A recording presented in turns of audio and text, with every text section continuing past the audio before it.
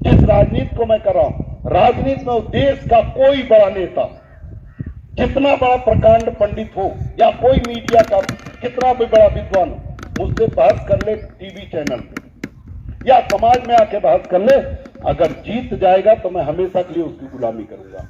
माने योग्यता किसी के बाप की बपौती है क्या? दलित समाज में, पिछड़े समाज में योग्य लोग नहीं पैदा होंगे?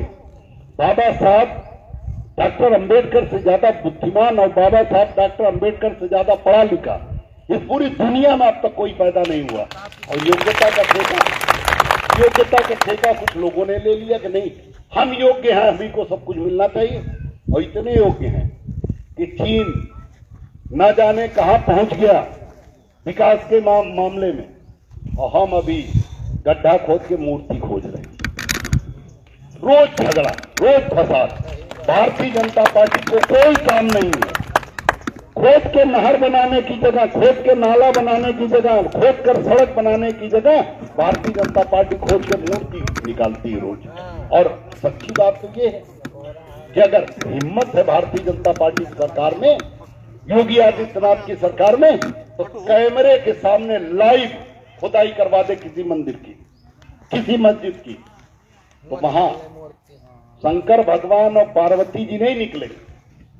जितने मंदिर है, जितने मस्जिद है देश में, उनमें 90% मंदिरों मस्जिदों में नीचे भगवान बुद्ध निकलेंगे, सम्राट अशोक महान निकलेंगे। सब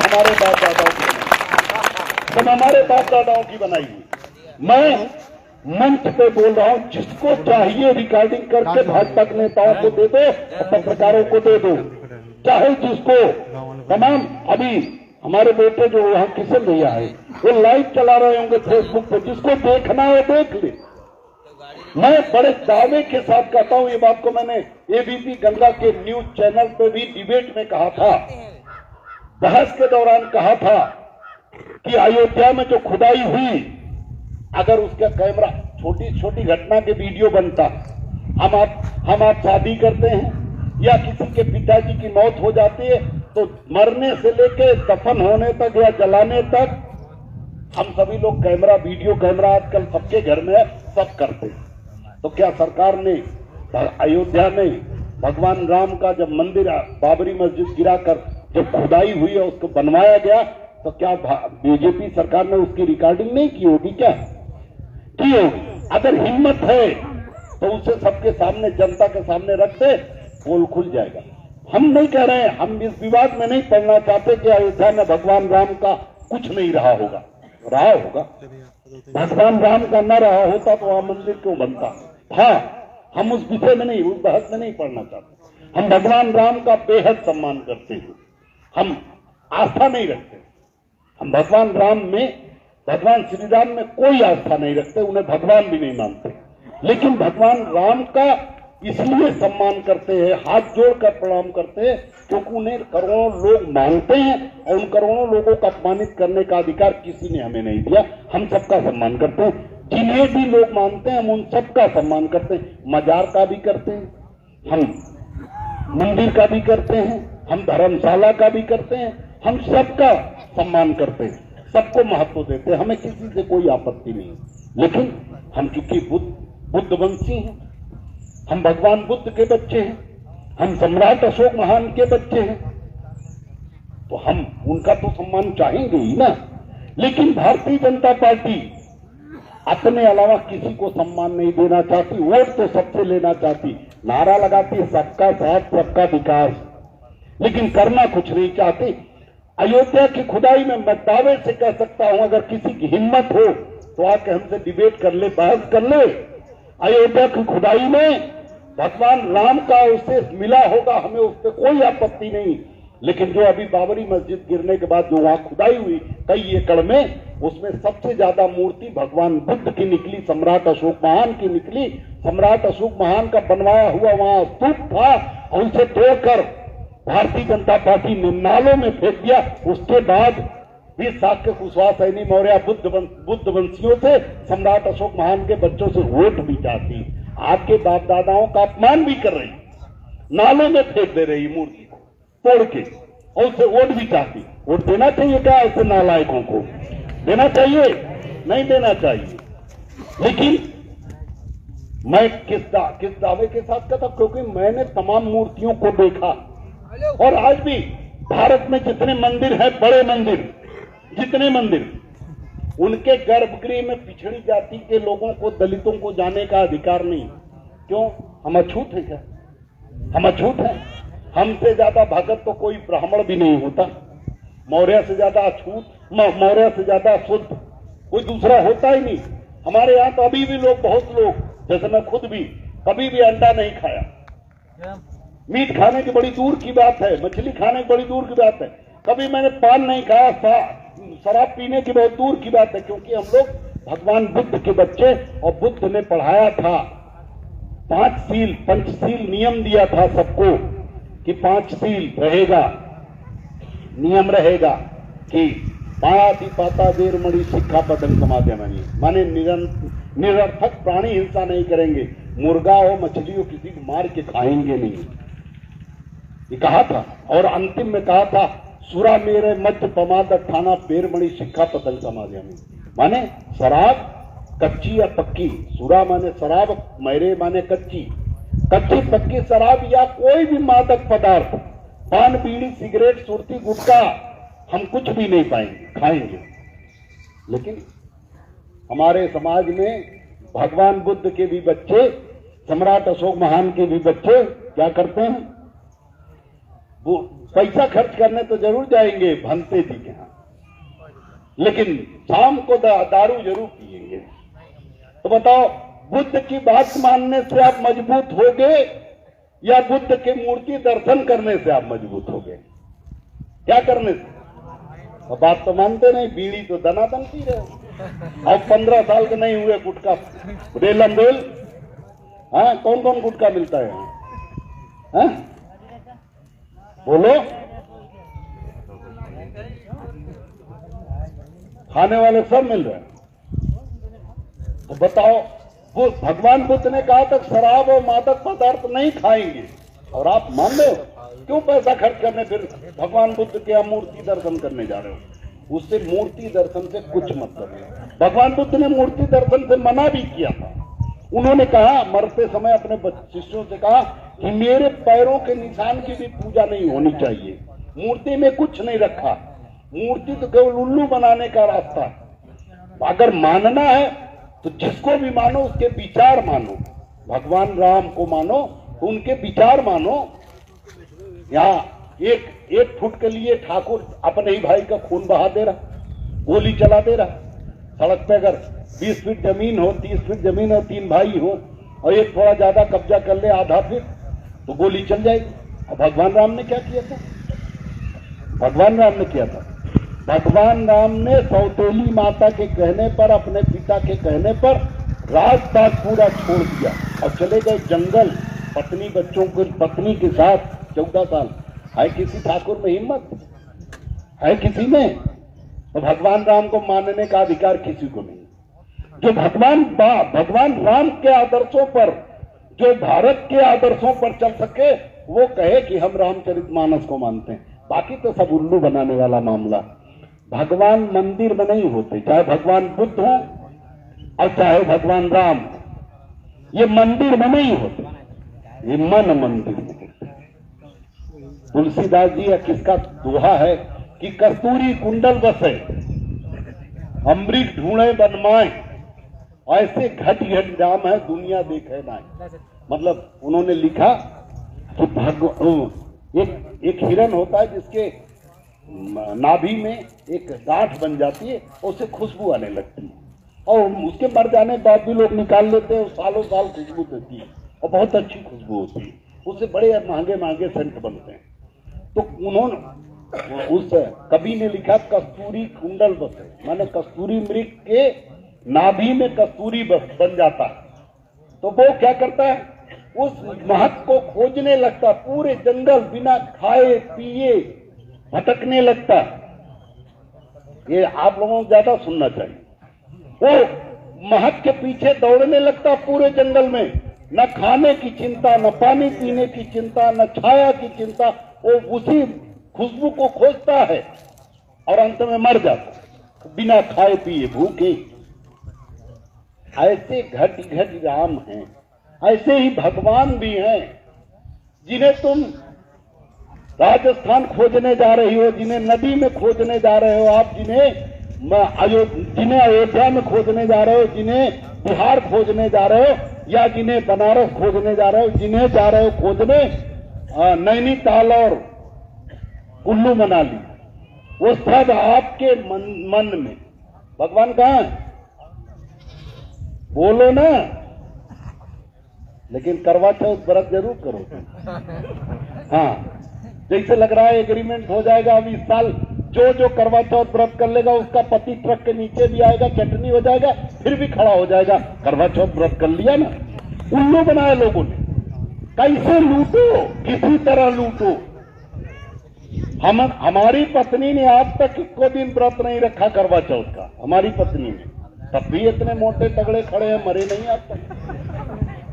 और कितना लोग करवा चौथ किए होंगे तो पहले साल में निपट गया होगा, और कुछ लोग दारू पी के निपट गए होंगे। उल्लू बनाया। और अब जो बनाने वाले वो तो ठीक हैं, जो उल्लू बनाने, सुनो भाई, ए बच्चों, माताओं बहनों सुनो, जो उल्लू बनाता है उसका अधिकार है उल्लू बनाने, क्योंकि उसे तो माल मिल रहा है। आप उल्लू क्यों बन रहे हैं? आपका तो जा रहा है, फिर भी नहीं छोड़ोगे कि अरे भगवान नाराज हो जाएंगे। हम तो मंगलवार को नाखून काटते, बृहस्पतिवार को दाढ़ी बनाते, फिर भी भगवान नाराज नहीं हो। कच्चे घर में पैदा हुए थे, झोपड़ी में पैदा हुए थे, जैसे सामने झोपड़ी ऐसे पैदा हुए। लेकिन आज जब चाहें, आज भाजपा वाले भी हाथ जोड़ते हैं, सपा वाले भी कहते हैं मंत्री बन जाओ, हमारे पार्टी में आ जाओ, लेकिन हम किसी भी पार्टी में नहीं गए। क्यों? क्योंकि हमें आपके बच्चों को मजबूत करना, आपके बच्चों के भविष्य को मजबूत करना, इसलिए हम नहीं गए। नहीं, जब चाहते हम भी मंत्री बन के मजा लेते, लेकिन घुटने नहीं टेके। मंत्री बनूंगा तो सरकार में कोई भी पद लेने में, भाई कोई मंत्री नहीं बनना चाहता, सब बनना चाहता, विधायक कौन नहीं, सांसद नहीं बनना चाहता, सब बनना चाहता, लेकिन मैं घुटने टेक कर अपने समाज को कमजोर करके किसी के यहां घुटने टेक के मंत्री बनने नहीं जाऊंगा। आप मंत्री बनाना हो, महानगर से गठबंधन करो और बनाओ, मैं मना नहीं कर रहा हूं, लेकिन मैं पार्टी विलय करके और उसके बाद आपका काम करने आऊंगा, ये काम नहीं कर सकता। तो कुल मिलाकर मैंने बहुत पहले जब से महान दल बनाया, मैं कासगंज की रैली, बड़ी रैली हो रही थी, उसमें लाखों लाख जुटे थे, वो आज भी मेरे ट्विटर अकाउंट पे सामने ही पिन किया हुआ है। लाखों लोग उसमें बैठे हैं, मैं भाषण दे रहा था, बहुत लंबा भाषण दिया, लेकिन उसमें मुख्य भाषण मैंने जो कहा, मैंने मेन बात जो कही, मैंने कहा कि सारे नेताओं में और केशव देव मौर्य में कोई अंतर नहीं, सब एक जैसे होते नेता। अभी यहां भाजपा के बिरादरी का कोई नेता आ जाए मौर्य, या सपा का आ जाए या बसपा का आ जाए, वो भी लंबी लंबी बात करेगा, बढ़िया बढ़िया बात करेगा, आपको प्रसन्न करेगा और खूब ताली बजेगी। लेकिन उसके, वो भी कुर्ता पहनता है, मैं भी कुर्ता पहनता हूं, अंतर केवल एक है कि वो अपने बच्चों के लिए राजनीति कर रहा है, अपने भाई भतीजे के लिए राजनीति कर रहा है, और मैं आपके बच्चों के लिए राजनीति कर रहा है। पूरे उत्तर प्रदेश में कम से कम एक समाज के लिए, मैं तो सभी कमजोर समाजों के लिए आवाज उठाता हूं, लेकिन कम से कम एक समाज के लिए साक्य सैनी कुशवाहा मौर्य, भगवान बुद्ध के बच्चों को, भगवान सम्राट अशोक महान के बच्चों की मजबूती के लिए राजनीति कर रहा हूं। और कर रहा हूं कि नहीं कर रहा हूं? कहीं भी उत्तर प्रदेश में घटना घटी हो, चाहे आजमगढ़ में शीला मौर्य का मामला रहा, चाहे ललितपुर में देवेंद्र कुशवाहा का मामला रहा, चाहे कासगंज के करमवीर साक्य का मामला रहा, चाहे प्रेमचंद कुशवाहा का मामला रहा, चाहे वो राजवीर सैनी का मामला रहा हो, किसी भी समाज के मामले में, समाज के किसी, हालांकि हमने हर समाज के मामले में, अभी पिछड़े समाज की किसी बेटी के साथ चित्रकूट में बलात्कार हुआ, शुभम मिश्रा और उसके दोस्तों ने किया, बुरी तरह से उसके साथ उसे जख्मी कर दिया, उसे जान से मारने की कोशिश भी की, और आज तक पुलिस ने उसके कहने पर मुकदमा नहीं दर्ज किया। योगी जी कहते हैं कि हमारी बेटियों के साथ तरफ अगर आंख उठाओगे तो यमराज मिलेगा, लेकिन आगरा में जब आगरा में जब कुशवाहा बेटी के साथ बलात्कार हुआ और योगी आदित्यनाथ की बिरादरी के ऊपर आरोप लगा, इतना हल्ला मचाने के बाद भी मुकदमा नहीं दर्ज किया योगी आदित्यनाथ ने। यमराज छोड़ो सिपाही नहीं मिला। कई झूठे मक्कार जातिवादी है, सारे नेता जातिवादी, कहते भले हैं लेकिन करते जातिवाद, सब खुलेआम जातिवाद करते हैं। मैं कम से कम खुल के कह तो रहा हूं कि मैं अपने बिरादरी को मजबूत करना चाहता हूं, बाकी सब झूठे मक्कार करते कुल हैं वही। अतीक अहमद माफिया, योगी आदित्यनाथ ने उसको प्रताड़ित करके मरवा दिया, ठीक है, अच्छा बात है। अगर कोई माफिया है, गुंडा है, मरवा दो, कोई आपत्ति की बात नहीं। मुख्तार अंसारी माफिया, लोगों परेशान करने वाला, मुकदमे दर्ज हैं सैकड़ों, उसको जेल में मरवा दिया। परिवार कहता है जहर देके अतीक अहमद गोली मरवा दिया गया और मुख्तार अंसारी को जेल में जहर देके मार दिया गया सरकार द्वारा, ठीक है। वह माफिया था, मार दो, क्या कर रहे हो आप, क्या कर रहे हो, क्या कर रहे हो? इतने बड़े से सुनते थे आप, हैं? पूरे गांव वाले एक तरफ, आप अकेले सुनते, बंदरों की तरह इधर उधर घूमते रहो तो फिर भी शांत है। कोई नहीं सुनता, उन्हें बोलने दो, अपनी बात करने दो, ज्यादा उनके चक्कर मत रहो।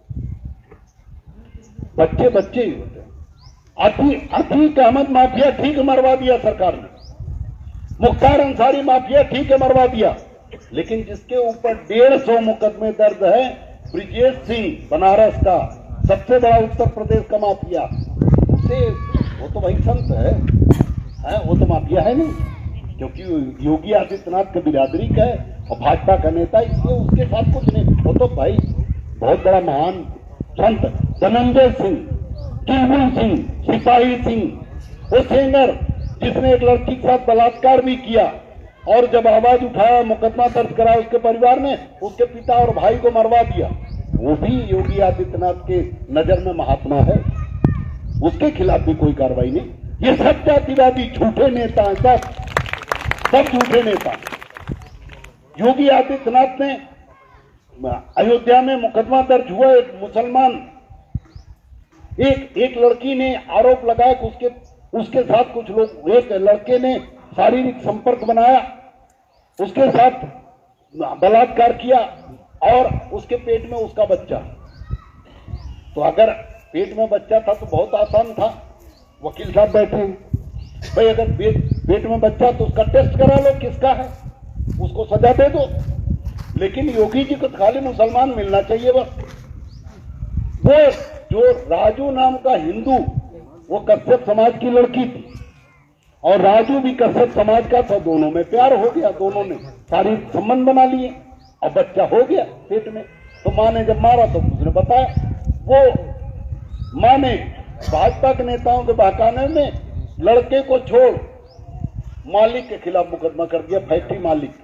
योगी जी, उन्हें न्याय, कानून, संविधान उनकी ऐसी की तैसी, योगी जी खुद ही अपराधी हैं, उनके खिलाफ खुद ही सैकड़ों दसियों मुकदमे दर्ज थे, हत्या बलात्कार के,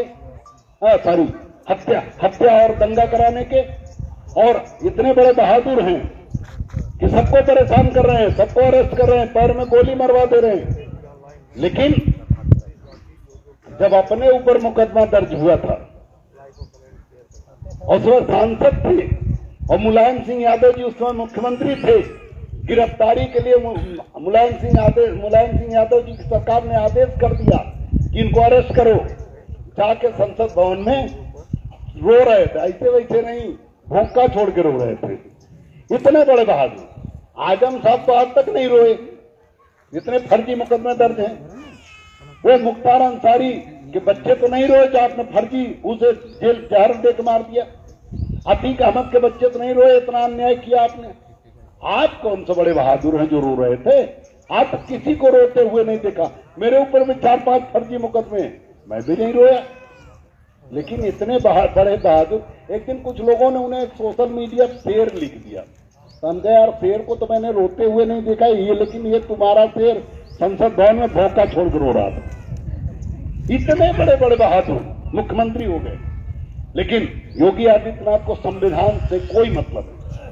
अगर वो चाहते तो उस लड़की का टेस्ट कराते कि उसके पेट में बच्चा किसका, उसे सजा देते, या तो उससे कहते मजबूर करते कि शादी करो, तुम उस बच्ची की जिंदगी खराब की हो। लेकिन कौन कहे, उनसे तो मतलब ही नहीं था, बस मुसलमान मिल गया।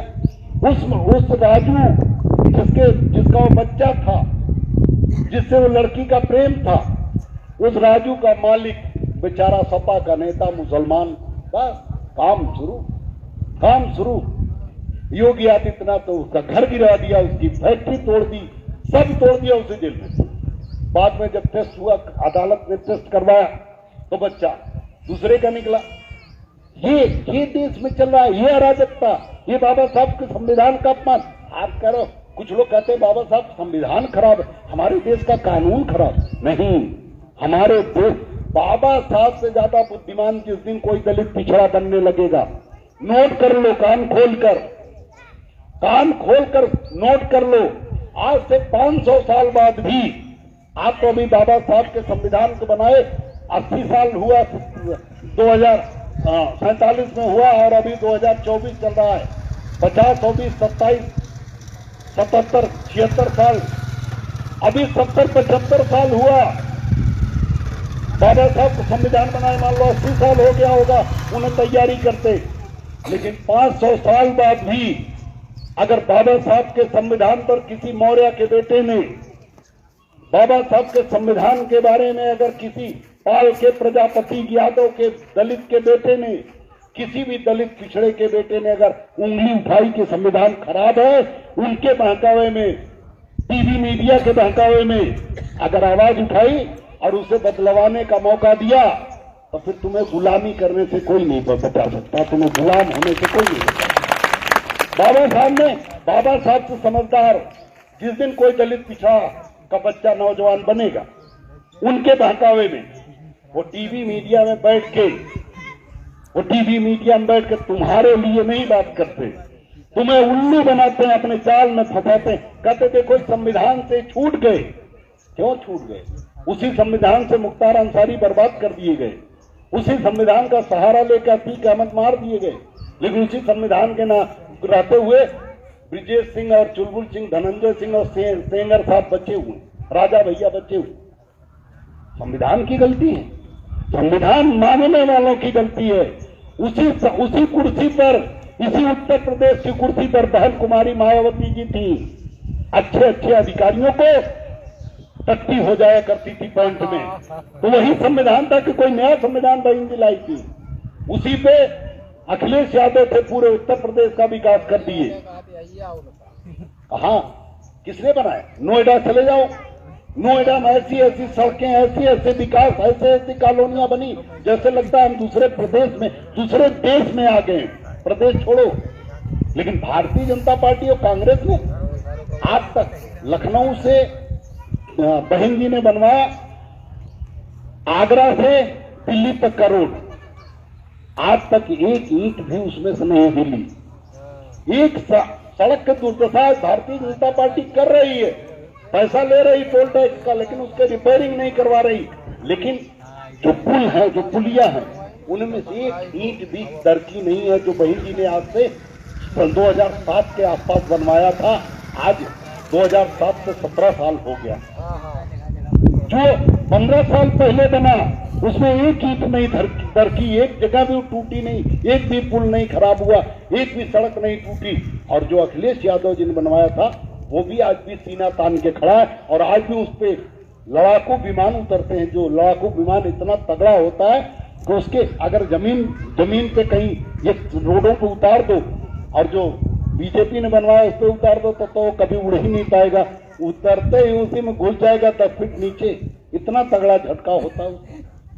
तो आज सीना तान के अखिलेश यादव जी की सड़क और बहन जी की सड़क खड़ी है और बीजेपी के बनवाए रोज पुल गिर रहे हैं, रोज सड़क गिर रहे, टूट रही। पूर्वांचल एक्सप्रेसवे पूरा टूट गया, खत्म हो गया, बर्बाद हो गया।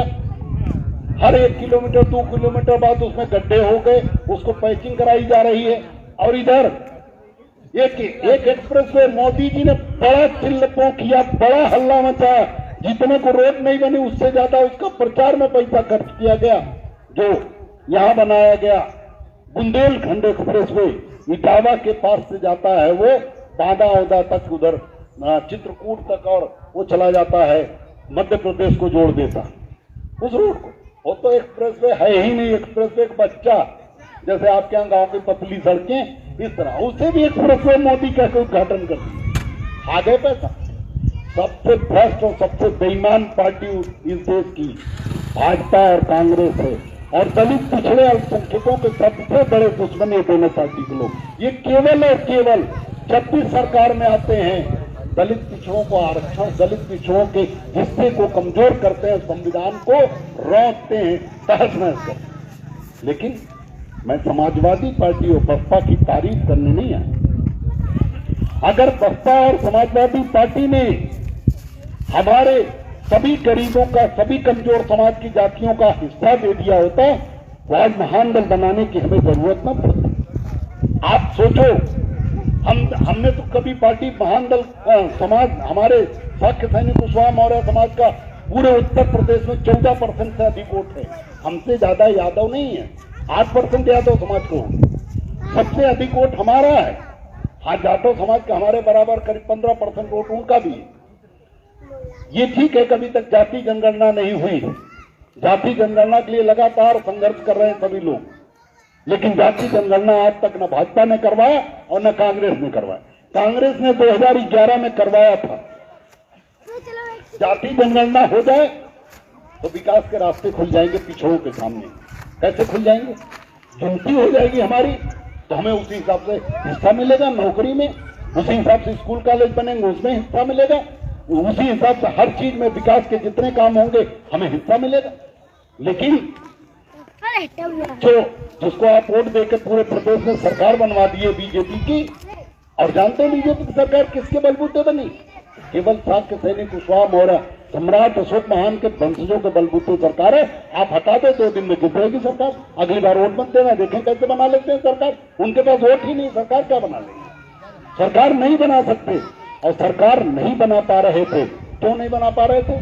क्योंकि जब बसपा नहीं बनी थी तब केवल भाजपा कांग्रेस की सरकार आती थी, क्योंकि पहले मौर्य कुशवाहा या साक्य सैनिक जो भी अपने समाज की टाइटल हैं वो कांग्रेस से नाराज होते थे तो बीजेपी में जनसंघ हुआ करता था, जनसंघ में पूरा वोट दे देते थे। बच्चे तो जानते भी नहीं होंगे जनसंघ क्या था। जनसंघ दिया और बाती चुनाव चिन्ह हुआ करता था। दिया बाती क्यों आप लोग जानते हैं ना। उसी के बाद में बंद करके भारतीय जनता पार्टी बनी। वो यही मान लो भारतीय जनता पार्टी का पुराना नाम, ये झंडा नीचे कर दो, लोग दिख नहीं रहे हैं। हाँ ठीक है, पीछे वाले लिए रहिए, कोई दिक्कत नहीं। तो जनसंघ में आप वोट देते थे पूरा। क्यों? क्योंकि आपको बताया गया कि आप भगवान राम के लोग, भगत लोग, हमारे पूर्वजों को कहा गया कि आप भगवान राम के लोग हैं और आप भगत लोग हैं, इसलिए आप हिंदू वाली पार्टी को वोट दें, तो हम देते थे। लेकिन जब बसपा बनी, बहुजन समाज पार्टी बनी, तो कांशीराम साहब ने हमारे समाज के नेताओं को समझाया कि जाओ अपने समाज को बताओ कि वो भगत लोग नहीं, वो भगवान राम के लोग नहीं, वो भगवान बुद्ध के लोग हैं, जिनसे भगवान राम को मानने वाले नफरत करते हैं। हम तो किसी से नफरत नहीं करते। हम लोग किसी से नफरत करते हैं क्या? बोलो, मौर्य समाज किसी से नफरत करता है क्या? लेकिन जो और लोग हैं जो भगवान राम वाले बनते हैं, जो उनके बच्चे हैं, वो तो हमारे बाप दादाओं से नफरत करते हैं। बुद्ध की मूर्ति तोड़ देते हैं, भगवान बाबा साहब की मूर्ति तोड़ देते हैं। महात्मा ज्योतिबा फूले जब दलित पिछड़े समाज को, मौर्य को, पाल को, प्रजापति को, यादव को, पूरे दलित को, पूरे पिछड़े समाज को पढ़ाना चाहते थे और पूरे देश की महिलाओं को शिक्षित करना चाहते थे। पहले महिलाओं को पढ़ने का अधिकार नहीं था, किसी भी बिरादरी की महिला को पढ़ने का अधिकार नहीं था। लेकिन दलित पिछड़ों को तो कतई भी पढ़ने का अधिकार नहीं था। महिलाओं को छोड़ो, पुरुषों को भी पढ़ने का अधिकार। लेकिन जब महात्मा ज्योतिबा फूले ने अंग्रेजों की मदद से पहली स्कूल खोला, तो जब माता सावित्रीबाई फूले जाती थी पढ़ाने, तो उनके ऊपर ये मनुवादी सोच के लोग, ये उनके ऊपर की दलित पिछड़ों को क्यों पढ़ाती है, उनके ऊपर स्कूल जाते समय रास्ते में टट्टी फेंकते थे। अपने घर में बच्चों से टट्टी करा के रखते थे, उसमें पानी डाल के उनके ऊपर फेंक दिया करते थे। टट्टी पेशाब उनके ऊपर फेंकते थे। तो एक कपड़ा वो साड़ी पहन के जाती थी और एक साड़ी पेटीकोट ब्लाउज पन्नी में डाल के उसे काटी गांठ बांध के गठरी बना के लेके जाती थी। तो जो वो साड़ी पे टट्टी पेशाब लग जाता था ऊपर पूरे सर पे, तो वहां जाती थी, नहाती थी, अगला कपड़ा धोती थी और उससे फिर धूप में डालती थी सूखने के लिए, और नया वाला जो कपड़ा लेके जाती थी उसे पहनती थी, और फिर वो वाला सूख जाता था, ये वो वाला बांध के लाती थी, और ये जब घर आती थी फिर ये लोग उनके ऊपर टट्टी पेशाब फेंकते थे। मैंने कितनी मेहनत किया उन्होंने हमें पढ़ाने की। आज अगर यादव का बेटा पढ़ा लिखा है, यादव की बेटी पढ़ी लिखी है, मौर्य का बेटा पढ़ा लिखा है, आज पाल का, प्रजापति का या किसी जाटव का, वाल्मीकि का बेटा पढ़ा लिखा है, तो उसका श्रेय किसी बाबा जी को नहीं जाता। वो किसी बाबा जी ने नहीं पढ़ाया, उसे अगर पढ़ाया तो महात्मा ज्योतिबा फूले और माता सावित्रीबाई फूले ने पढ़ाया। नागपुर में पैदा हुए थे और अपने समाज के थे, उन्होंने पढ़ा, उन्होंने पढ़ने लिखने। आज बाबा साहब डॉक्टर अम्बेडकर भी पढ़े तो उन्हीं की वजह से। तो पढ़ने लिखने का रास्ता खोला बाबा साहब। किसने रोका था? क्यों रोका था? किस ग्रंथ में लिखा हुआ रोका था? कौन से हिंदू धर्म का ग्रंथ कहता है कि दलितों को पढ़ने ना दो? इस देश में जब हिंदू धर्म बना तो हिंदू धर्म बना ब्रह्मा जी के वेद के अनुसार। ब्रह्मा जी ने वेद की स्थापना की। वेद में जो कानून है वो किसी के खिलाफ नहीं। अगर वेद का कानून लागू हो जाए तो किसी हिंदू को कोई एतराज नहीं होगा, हमें भी कोई एतराज नहीं। वेद का नियम क्या कहता है? वेद का नियम कहता है कि हिंदू समाज में 4 वर्ण होंगे, वंश कुछ भी होगा। कोई यदुवंशी होगा, कोई मिश्रा वंशी होगा, शुक्ला वंशी, तिवारी वंशी होगा, कोई मौर्य वंशी होगा, कोई कुशवाहा वंशी, पाल वंशी होगा, कोई प्रजापति वंशी होगा, कोई वाल्मीकि वंशी होगा। वंश कुछ भी हो सकता है, लेकिन वर्ण 4 होंगे, ब्राह्मण, क्षत्रिय, वैश्य और शूद्र, 4 वर्ण। लेकिन ये किसी के बात की बपौती नहीं है कि किसी के कहने पर होगा, कर्म के अनुसार होगा, जन्म के आधार पर नहीं होगा। माने जो हिंदू जैसा कर्म करेगा वही उसका वर्ण होगा। माने जो पढ़ने पढ़ाने का काम करेगा, जो किसी भी विषय में विद्वान होगा वो ब्राह्मण होगा, उसे ब्राह्मण कहा जाएगा। उसका वंश कुछ भी हो सकता है। इसीलिए ब्राह्मण को ब्राह्मण भी कहा जाता है और राक्षस भी कहा जाता है, क्योंकि वो पढ़ा लिखा था, इसलिए वर्ण के अनुसार ब्राह्मण हुआ। और कर्म चूंकि उसका कर्म अच्छा था, वर्ण ब्राह्मण हुआ। कर्म के अनुसार ब्राह्मण, लेकिन उसका वंश जो था वो राक्षस था, इसलिए राक्षस वंशी ब्राह्मण था। इसलिए वाल्मीकि छोटी जाति से थे, लेकिन वो पढ़े लिखे विद्वान थे, इसलिए ब्राह्मण कहे गए।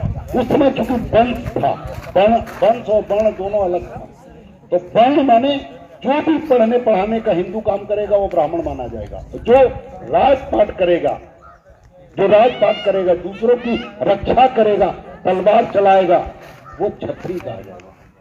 इसीलिए भगवान कृष्ण यदुवंशी होते हुए भी क्षत्रिय हैं।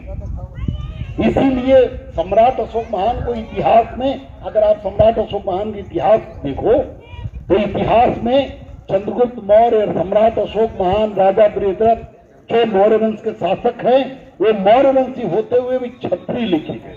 तो कुछ लोग कह देते हैं, कुछ लोग जो समझ चालाक लोग हैं वो कह देते हैं, अरे वो मौर्य लोग अलग थे, तू लोग अलग हो, तू तो पिछड़ी जाति में हो, वो तो राजा थे, वो तो क्षत्रिय। देखो किताब में लिखा, उल्लू बनाते। उस समय चूंकि ब्रह्मा जी का जो वेद था वो लागू था, और उसके अनुसार चूंकि राजा थे सम्राट चंद्रगुप्त मौर्य, सम्राट अशोक, इसलिए वो क्षत्रिय कहे। ये कहानी आपको सुनाता हूँ।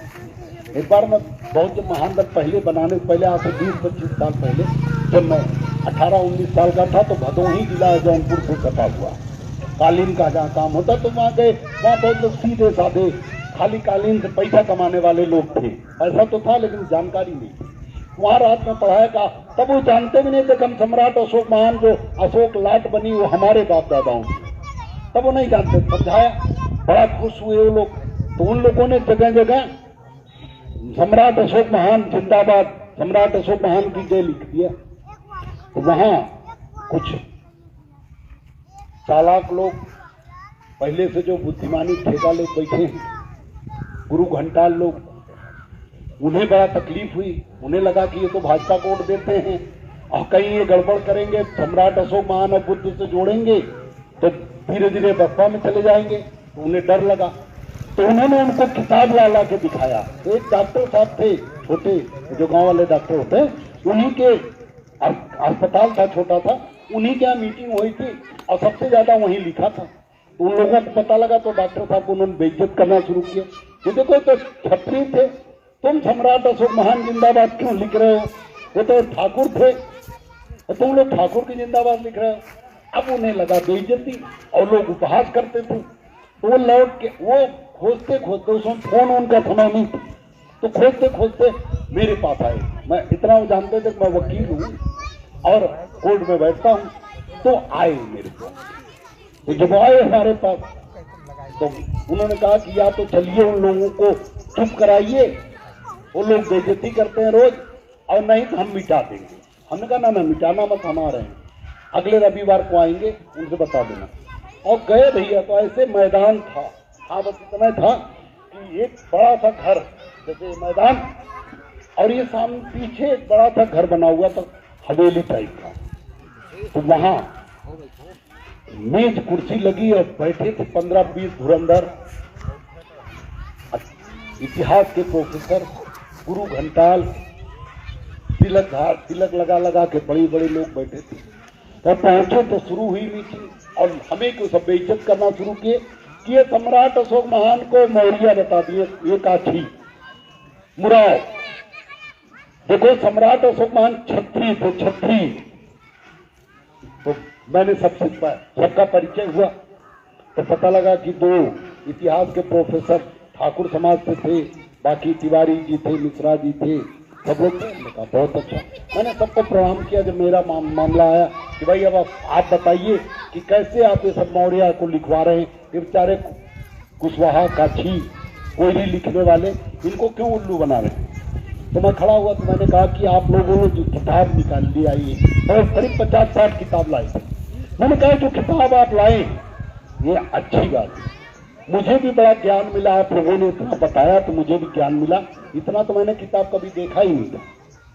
आप लोगों ने जो कहा कि सम्राट अशोक महान और चंद्रगुप्त मौर्य वो छत्री थे, बिल्कुल ठीक बताया।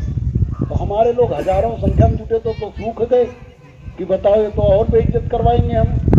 तो हमने कहा ठीक कह रहे हैं, आप छत्री थे, लेकिन वो मौर्य वंशी छत्री थे। तो लोग उसी में कहें कि मौर्य और आज वाले मौर्य में अंतर। हम कहा हाँ अंतर तो वही। हम कहे ये लोग गरीब हो गए और राजा थे, अंतर थे। कहा नहीं वो दूसरी जाति थी, ये दूसरी जाति। हम कहा अच्छा। हम कहा इसका मतलब पक्का सम्राट अशोक मौर्य आज वाले ठाकुरों वाले छत्री थे? कहा हाँ। तो हमने कहा आज क्षत्रिय समाज के भी लोग बैठे, 2 लोग प्रोफेसर। हम कहे क्यों आप सहमत हुए? जो ठाकुर साहब थे उन्हीं से, और पता कर लिया उन्हीं का घर पीछे हवेली। हमने कहा आप सहमत हैं कि सम्राट अशोक महान आपके बाप थे? तो कहन अब नानुकुर करते करते फंस गए। तो कहन हाँ थे। तो हमने कहा क्या महाराणा प्रताप की बड़ी सी फोटो लगी है, मैंने देखा बरामदे में, जाते कोई देख लिया था भाई, तो पहले दौरा मार लिया, समझ लिया।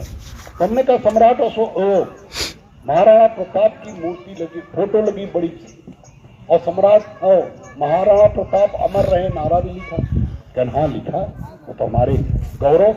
हम कहें अगर सम्राट चंद्रगुप्त मौर्य और सम्राट अशोक मौर्य भी आपके थे, तो सम्राट महाराणा प्रताप तो एक छोटे से मेवाड़ के राजा थे, राजस्थान का एक चौथाई था। एक राजस्थान इतना बड़ा प्रदेश, उत्तर प्रदेश का आधा, उसमें भी आधे में आधे का आधा, चौथाई, उतने बड़े के राजा थे। और सम्राट अशोक महान ने तो पूरे एशिया यूरेशिया पर राज किया। इतने बड़े राजा की फोटो क्यों नहीं लगवाई भाई, अगर आपके ये भी थे? तो कहन की हाँ लगवा लेंगे। हमने कहा पेंटर लाए हैं, नीचे वहीं लिखवा लीजिए सम्राट अशोक महान की जय हो। तो कहन हाँ लिखवा लेंगे। तो हमके क्या कर, अच्छा काम बाद में क्यों करेंगे? ये ब्रश हम लाए हैं, पेंट लाए, पेंटर भी लाए, और हम 3-4 साथी एक साथ चलते थे, वो सब हमारे महानदल वाले पेंटिंग करना जानते हैं ना बढ़िया बढ़िया, तो वैसे पहले 100 साथी थे, तो हमने कहा लिख देंगे बढ़िया बढ़िया, तो बेचारे पका गए। हमने लिखवाओगे तब तो मानेंगे कि आपके बाप थे, नहीं तो चुप रहो, किताब अपनी रखो, अपने घर ले जाओ। तो कहे नहीं नहीं थे, हम लिखवा लेंगे। हम कहे चलो लिखवाओ। अब गए नीचे, चबूतरा था इतना ऊंचा, और नीचे जैसे लिखे सम्राट अशोक, सम्राट भी नहीं लिखे तो सर जैसे लिख पाए वैसे उनकी बीवी लठ लेके आ गई, कहें हम सम्राट अशोक मान को नहीं मानते, वो हमारे बाप नहीं थे। हम कह लो भाई, मियाँ बीवी पहले तय कर लो किसके बाप थे, पहले तू तय कर लो, फिर हमसे बाद में बात करना। अब फंस गए, और फिर उन्होंने बीवी समझाया कि जाओ बाद में देख लेंगे, बाद में देख लेंगे। उन्हें किसी तरह में समझाया, और जैसे ही सब पूरा हुआ तैसे उनका बड़ा वाला बेटा बंदूक लेके आ गया, गोली मार दूंगा जो लिखेगा हमारे, हमारे बाप नहीं थे। हम कहे दोनों बाप बेटे पहले तय कर लो कि आपके बाप कौन थे, पहले असली वाले ने, बाद में फिर भिड़ंत हो।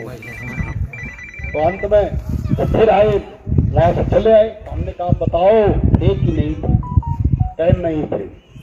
तो हम कहे जब नहीं थे तुम्हारे बाप कल्लू, तो हम कहे हमारे बाप का नाम कल्लू लल्लू कुछ भी था, तुम कहे टंग बढ़ा रहे हो।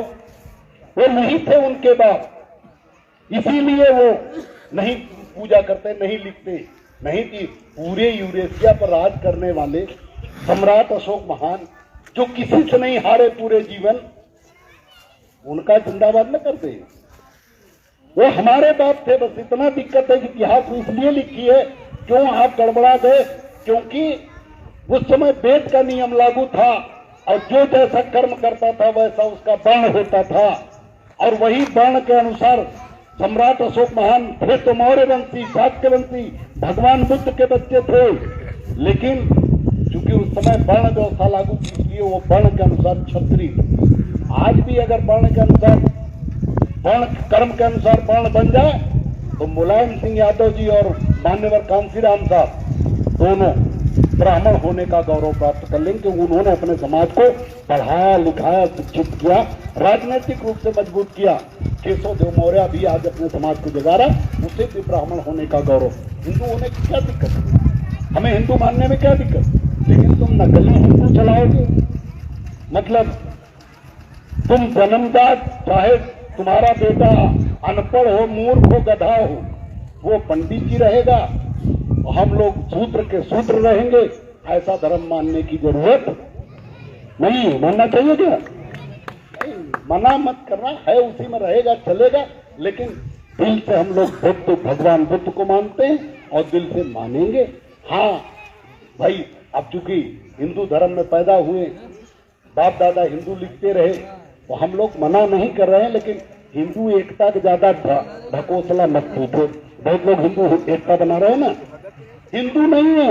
नौकरी देते समय हम पिछड़े हो जाते हैं, नौकरी लेनी हो तो हम नीच हो जाते हैं, हक अधिकार लेना हो तो हम नीच हो जाते हैं, मंदिर में जाना हो तो हम नीच हो जाते हैं।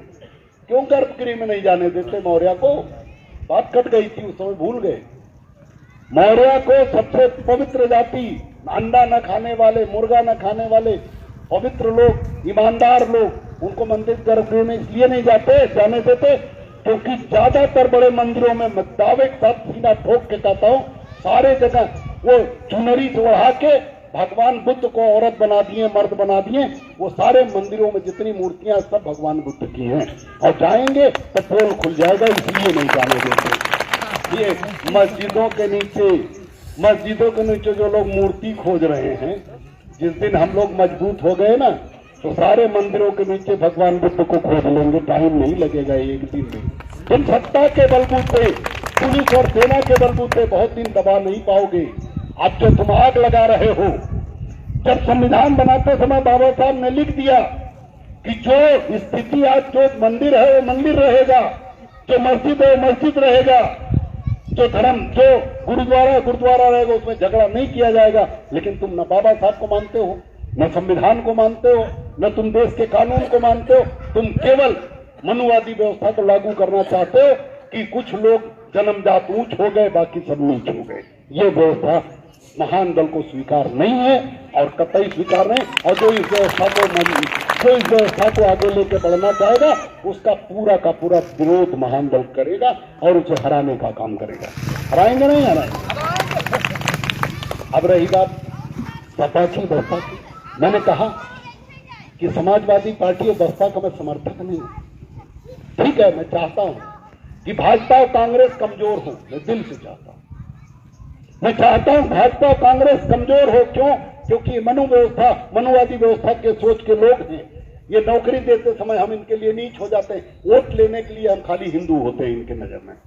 वोट चाहिए थे हिंदू, बाकी समय आप चमार हो, वाल्मीकि हो, गड़रिया हो, कोयरी हो, मुराव हो, उस समय आप नीच हो जाते। आपके बेटे का अच्छा कपड़ा, आपके बेटे का अच्छी मोटरसाइकिल, आपके बेटे का अच्छी पढ़ाई इन्हें पसंद नहीं, और उसके बाद चाहते हैं कि हम इन्हें वोट देकर राजा बना दें।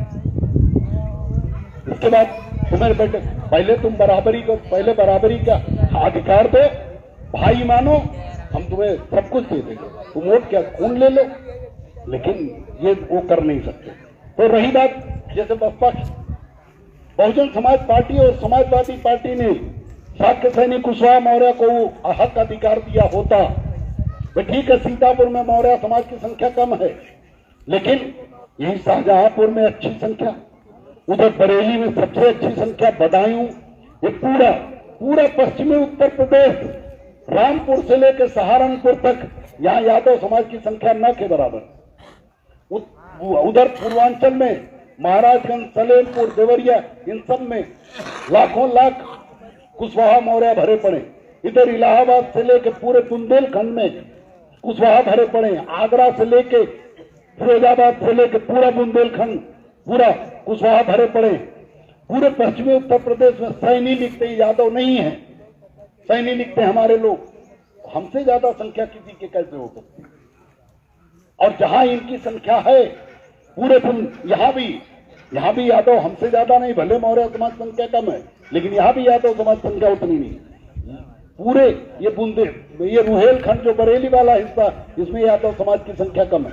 लेकिन ठीक है, आप सरकार में आए, आपने मेहनत की, आपके आदरणीय नेताजी आदरणीय मुलायम सिंह यादव जी ने पार्टी बनाई, आपने उनका साथ दिया, यादव समाज ने उनका साथ दिया, उन्हें नेता माना, उनके झंडे के नीचे आया, आप सरकार बनाई, हमें कोई आपत्ति नहीं।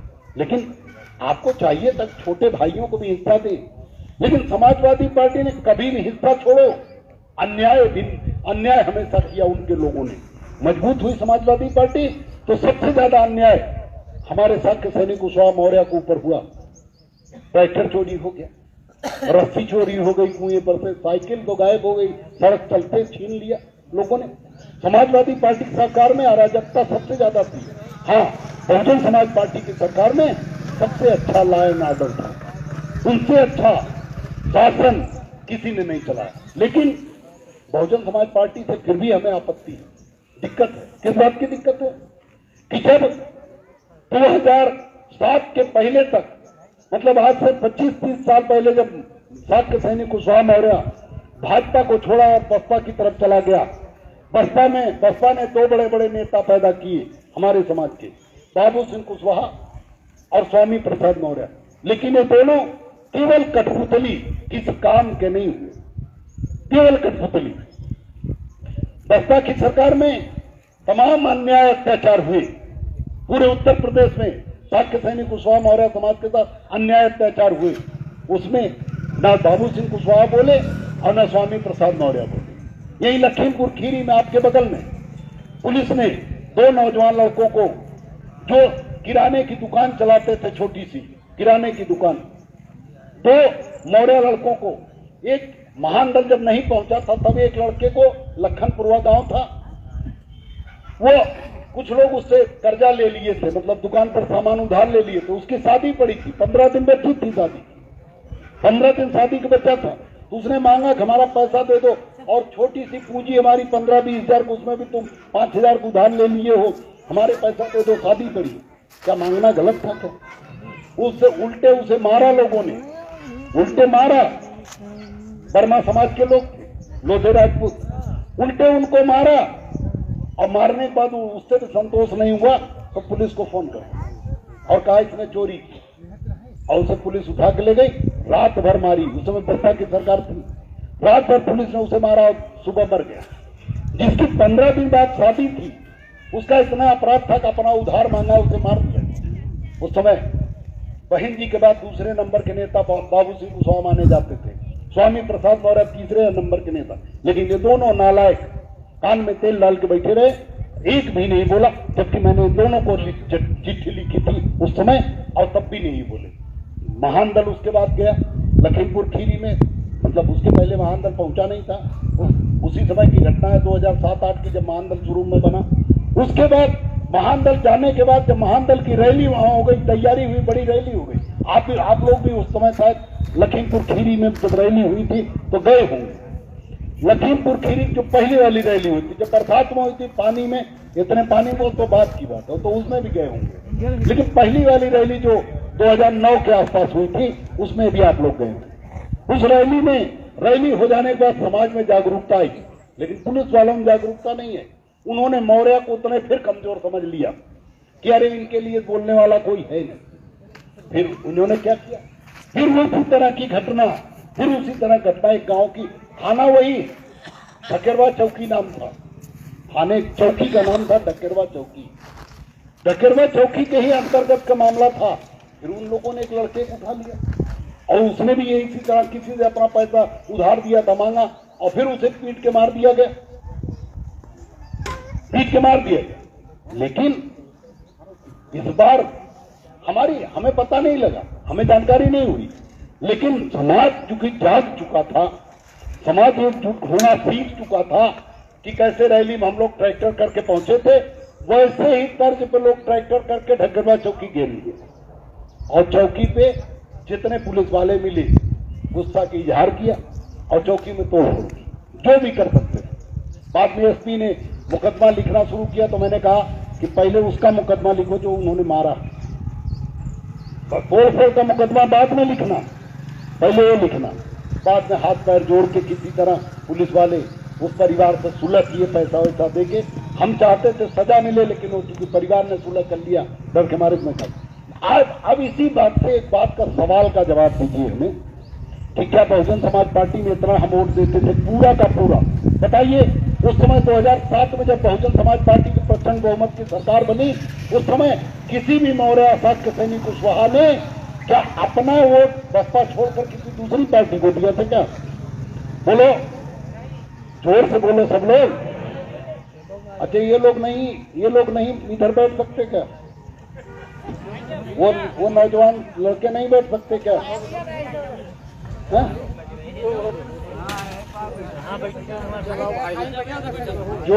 जो सुनने आए यहाँ बैठे, ना सुनने आ जाए उधर अपना घूमने टहलने क्या करें यहाँ पर? बोलो, उधर बैठ जाओ। कुछ बैठोगे तो मैं भीड़ बढ़ी थी, वहां बैठो, का दिखेगा। इधर आ जाओ आप सब लोग अंदर आइए। मुस्कुरा रहे हो, जैसे लग रहा है कि यहाँ आने में शर्म आ रही। यहाँ कोई नाचनी तो नहीं हो रही जो शर्म आ रही। कुछ बात ही बताई जा रही नहीं, तुम्हारे मतलब मत। चलो आ जाओ उधर, जो लोग साइकिल के पास, सब लोग इधर अलग अलग बन बैठे, एक जगह अलग अलग बैठेंगे, अलग अलग जो है प्रवचन शुरू हो जाएगा। थोड़ा और आगे इधर आ जाए, इधर आगे जो जगह खाली है इधर आ जाइए। सब 2 मिनट रुक के काम शुरू होगा। तो ठंडा और उधर कर लीजिए, खिसक आइए सब लोग खिसक आइए, आगे बढ़ते रहो। अब एक बात ना बताइए, बहुजन समाज पार्टी को चलो कोई बिरादरी नहीं मारा होता तो हो सकता वो भी आपका वोटर था, ना बोलते। लेकिन जब पुलिस वालों ने पीट के मारा, तो पुलिस वालों को सस्पेंड करने में, पुलिस वालों को जेल भेजने में बहन कुमारी मायावती को क्या दिक्कत आई? क्या वही घटना जाटव समाज के साथ हुई होती तो बहन जी फिर भी चुप रहती क्या? बोलो हाँ या ना। तब तो जेल भेज देती ना। इसका मतलब उनको आपने अपना माना, उनकी पार्टी को अपना माना, लेकिन उन्होंने आपको अपना नहीं माना। उतना ही नहीं, बहुजन समाज पार्टी की सरकार आई, बहन कुमारी मायावती जी उत्तर प्रदेश की मुख्यमंत्री बनी, लेकिन उत्तर प्रदेश की मुख्यमंत्री बनते ही बहन जी ने क्या कहा कि उत्तर प्रदेश में अंबेडकर गांव बनाए जाएंगे। अंबेडकर गांव का मतलब जिन गांवों में जाटों समाज की संख्या आधे से ज्यादा होगी वो अंबेडकर गांव चिन्हित हो जाएंगे, और उस अंबेडकर गांव में विकास के काम किसी को डीएम एसपी से किसी नेता से मांगने की जरूरत नहीं। सारी डामर सड़कें हो जाएंगी, सीसी रोड बन जाएंगी, नाला बन जाएगा, नाली बन जाएगी, सीवर लाइन बन जाएगी, ट्रांसफार्मर लग जाएगा, विद्युतीकरण एक एक घर में हो जाएगा और पूरा बिजली का बिल माफ भी हो जाएगा। कोई मांगने की, किसी से हाथ जोड़ने की जरूरत नहीं। आप झंडा लेके इधर बैठो ना, आप इतना बड़ा झंडा लिए दूर बैठे, झंडे की तो लड़ाई हो रही है।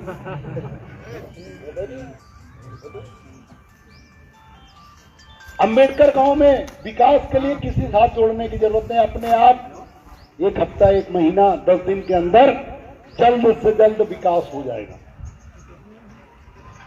ठीक, 1 घंटे में ठीक है। हाँ नहीं ठीक है। तो एक अंबेडकर गांव जो बन जाएगा वहां किसी से हाथ जोड़ने की जरूरत नहीं पड़ेगी। तो अंबेडकर गांव बनाते समय बहन जी ने केवल एक व्यवस्था दी कि जहां जाटव समाज के साथ, आपने भी जाटव समाज से ज्यादा वोट दिया। जाटव समाज तो थोड़ा बहुत दाहिने बाएं देखा भी, लेकिन 2007 में मुझे याद है, या उसके पहले का चुनाव भी मुझे याद है कि बिरादरी प्रत्याशी अगर सपा, भाजपा, कांग्रेस ने दे भी दिया, फिर भी साक्य सैनिक कुशवाहा मौर्य ने पूरे उत्तर प्रदेश में बसपा को अपनी पार्टी मानकर वोट दे दिया। मतलब अपने बिरादरी के साथ नहीं गए, बसपा